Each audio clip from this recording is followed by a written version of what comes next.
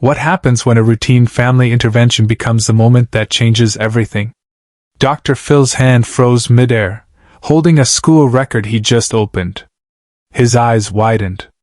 The studio went completely silent. "Stop the tape," he said quietly, his voice cutting through the tension like a knife. "Stop the tape right now." Nobody in that studio, not the crew, not the audience, not even the family sitting on stage, was prepared for what that document revealed. It had started as a typical Dr. Phil episode. The Richards family had come seeking help with their 16-year-old son, Michael. The parents, David and Susan Richards, sat on stage looking exhausted. Between them sat Michael, a quiet teenager struggling academically and emotionally. "He's failing school," Susan explained. "He won't talk to us. We're losing him, Dr. Phil." David nodded. "We've tried everything. Therapy, tutors, discipline. Nothing works. He's completely different than 2 years ago." Dr. Phil leaned forward. "Michael, help me understand. Your parents say you changed completely 2 years ago. What happened?" Michael stared at his shoes, silent. But what nobody knew was that Michael's school counselor had sent Dr. Phil's producers a confidential file, one that would shatter everything. The conversation continued. Dr. Phil used his direct approach, trying to break through Michael's walls. The audience watched sympathetically. "Michael, I'm going to be straight with you," Dr. Phil said. "Your parents love you. They're scared. Help them understand." Still nothing. Michael's silence was painful. Susan began to cry. "Please, baby. Just talk to us." That's when Dr. Phil's producer walked onto the stage and handed him a manila folder. "Hold on," Dr. Phil said, taking the folder. He opened it. The studio cameras caught his expression changing, confusion then shock. He looked up at the Richards family, then back at the document. The silence stretched. "Stop the tape." The command was quiet but absolute. Cameras stopped. The audience murmured. Production assistants exchanged glances. Dr. Phil stood up, still holding the folder. He walked over to David and Susan, his demeanor transformed. "Mr. and Mrs. Richards," he said softly, "I need to speak with you and Michael privately. Right now." Susan's face crumpled. "What is it?" Subscribe and leave a comment, because the most powerful part of this story is still ahead. Dr. Phil gestured to his staff. "Clear the stage. Bring them to the back room." In the private consultation room backstage, Dr. Phil sat across from the Richards family. The folder lay on the table. Michael was crying, his shoulders shaking. "I'm going to ask you something," Dr. Phil said, "and I need complete honesty. Michael, have you ever told your parents what happened at school 2 years ago?" Michael shook his head. "What happened?" David demanded. Dr. Phil opened the folder and pulled out a document. "This is Michael's enrollment record from Lincoln Middle School. The school he attended before you moved to Texas 2 years ago." Susan nodded, confused. "Yes, we moved from Oregon." "What?" "This form lists Michael's legal name at the time of enrollment." Dr. Phil turned the paper so they could see it. Susan's hand flew to her mouth. David's face went white.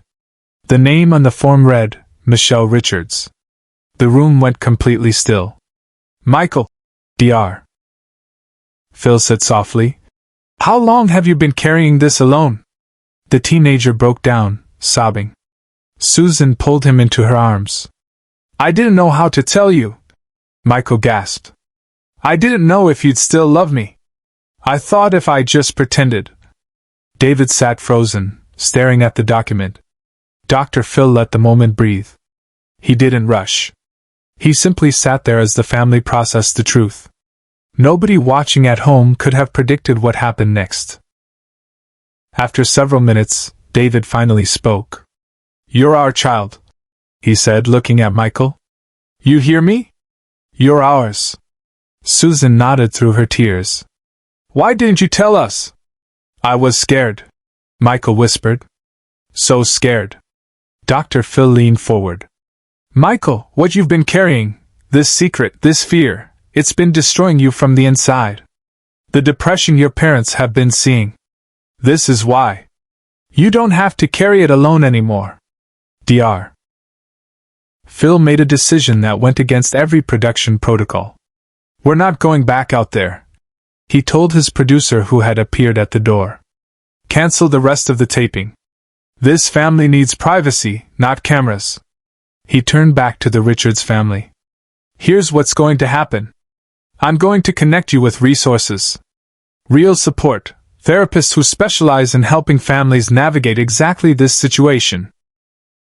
Legal counselors who can help with documentation if you decide to pursue that. Support groups where you can meet other families who've walked this path.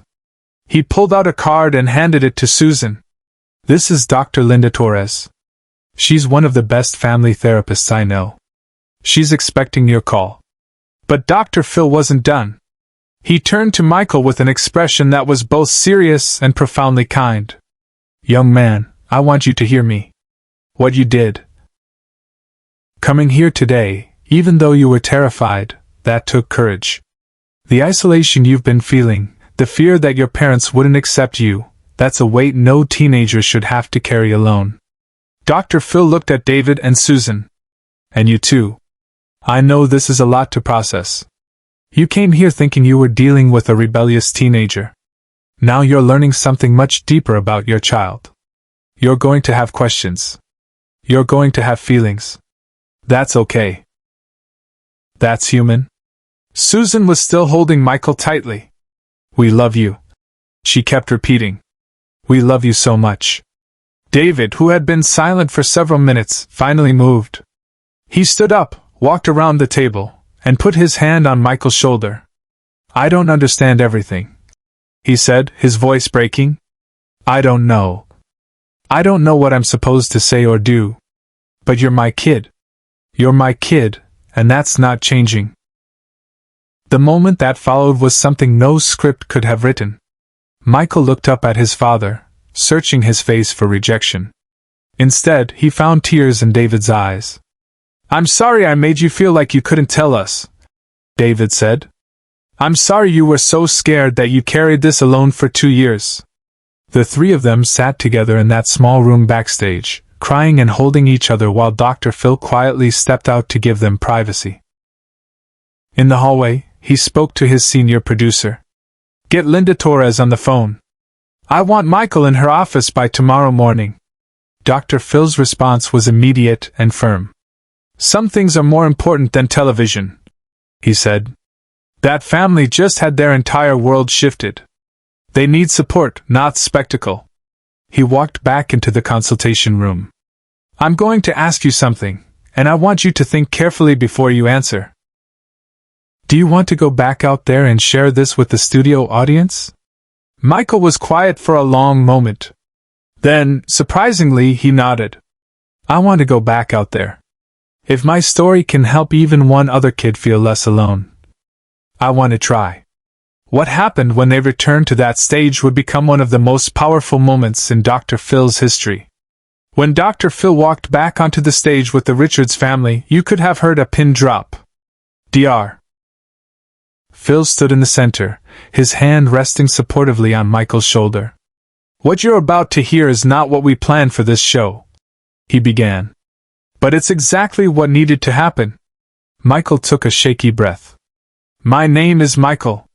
2 years ago, when my family moved here, everyone at my old school knew me as Michelle. I'm transgender. When we moved, I saw a chance to start over. To be myself. But I never told my parents. I was terrified they wouldn't accept me. The audience was absolutely silent. The past 2 years have been the hardest of my life. Not because of being trans. Because of the secret. Because I was so scared of losing my family that I couldn't be honest with them. Dr. Phil stepped forward, his voice carrying across the studio. What Michael just did, standing here and sharing his truth, that's courage. Real, raw courage. And what David and Susan are doing right now, supporting their child even though they're processing something they didn't expect, that's love. He turned to face the audience directly. How many of you are parents? Hands went up throughout the studio. How many of you have ever felt like your teenager was shutting you out, and you couldn't figure out why? More hands. This family came here today thinking they had a discipline problem. What they actually had was a child in crisis, carrying a secret that was eating him alive. And the tragedy is not that Michael is transgender. The tragedy is that he felt so unsafe, so scared, that he suffered in silence for 2 years. The camera caught tears on faces throughout the audience. Dr. Phil pulled out the card he'd shown the family earlier and held it up to the camera. If you're watching this at home, and you're a young person struggling with your identity, feeling alone and scared, you're not alone. If you're a parent who just learned something about your child that you didn't expect, you're not alone either. There are resources. There are people who understand. You don't have to figure this out in isolation. He looked back at the Richards family. Michael, I want you to remember something. The depression, the isolation, the fear you've been feeling. That wasn't because of who you are. It was because you were carrying a truth that was too heavy for one person to bear alone. You don't have to carry it alone anymore. David stood up then, surprising everyone. He walked over to Michael and put both hands on his son's shoulders. I'm not going to pretend I understand everything, he said, his voice thick with emotion. I'm not going to pretend this isn't going to be a journey for all of us. But you're my kid. You've always been my kid. And I'm sorry I didn't make you feel safe enough to tell me sooner. The audience rose to their feet. The applause started slowly, then built into something overwhelming. It wasn't the polite applause of a talk show audience. It was something deeper, recognition, support, solidarity. Michael was crying again, but this time it was different. These weren't tears of fear and isolation. They were tears of relief, of release, of finally being seen. Dr. Phil let the moment happen. He didn't rush it or try to control it. He simply stood there as the audience surrounded the Richards family with support. Share and subscribe. Make sure this story is never forgotten. When the taping finally ended, Dr. Phil did something he rarely does. He stayed. While the audience filed out and the crew began breaking down equipment, he sat with the Richards family in his dressing room for another hour. What happens now? Susan asked. Now?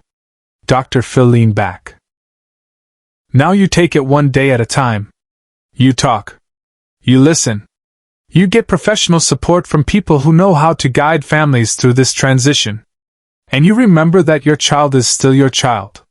He looked at Michael. And you, young man, you start living authentically. No more hiding. No more fear. You work with Dr. Torres, you lean on your parents, and you remember that being true to yourself isn't selfish, it's survival. 6 months later, Dr. Phil received a letter. It was handwritten on notebook paper. The letter was from Michael. Dear Dr. Phil, I wanted to tell you what's happened since we were on your show. My parents and I have been seeing Dr. Torres. We're actually talking now. Really talking. Dad started coming to the PFLAG meetings with me and Mom. I'm back at school now using my name and pronouns. I even joined the drama club. But the most important thing, I'm not scared anymore. For the first time in my life, I'm just me. And it feels like I can finally breathe. Thank you for stopping the tape that day. You saved my life. The letter ended with a PS that made Dr. Phil smile. P.S. I kept the card you gave me. It's in a frame on my desk. On the back you wrote you've got this. I read it every morning. You were right. Dr. Phil kept that letter in his desk drawer. On difficult days he would take it out and read it again.